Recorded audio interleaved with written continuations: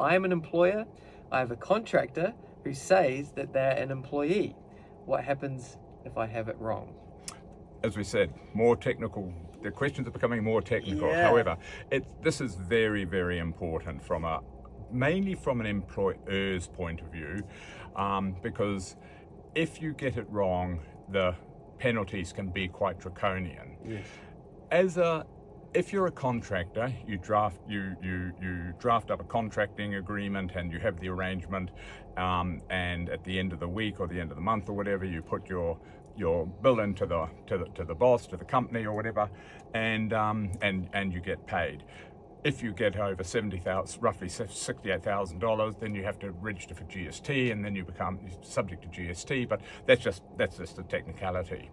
From an employer's point of view, though, or from the main contractor's point of view, it can be quite difficult.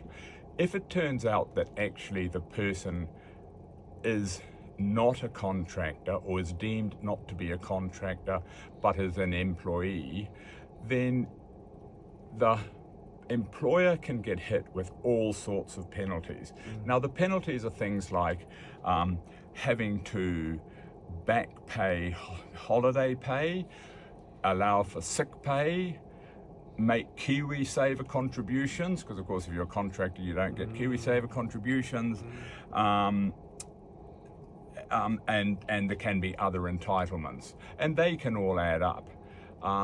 So it's very, very important that you take advice as to whether or not that person is deemed to be a contractor or is deemed to be an employee, because that's really important. Obviously, if it's employee and that person hasn't been paying their tax as a contractor, then you can get hit to have to pay PAYE on all those monies that you've already paid out, so you're double paying the tax side of things. So it is really quite a technical question. Also, if the person isn't a contractor, but you've been contracting with them as one, and they bring a personal grievance claim, then the adjudication can be that yes, the person is actually an employee rather than a contractor, and they can bring personal grievance claims and so on, and so you end up in that situation. So it's again, I know I sort of say this on a few occasions, but you've got to take advice, whether or not it's from an employment specialist or a lawyer with employment experience. It's just really important to do that. And the rules around it, I mean, the rules such as if the person is earning the majority, if the employee or the contractee is actually earning most of the money on that one job, then probably it's more likely that they're an employee rather than a contractor. If they aren't doing work for other people but just doing it for you, then probably they could be an employee rather than a contractor.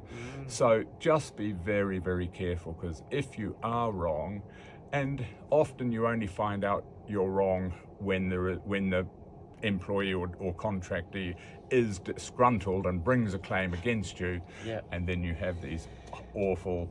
It's not so much penalties as back pay and all those other costs, KiwiSaver contributions and so on. So be very, very careful. But I mean, some people like being contractors and they're not subject to,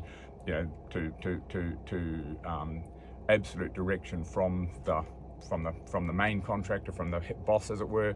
So it is horses for courses. But as an employer or as the main contractor, just be very careful.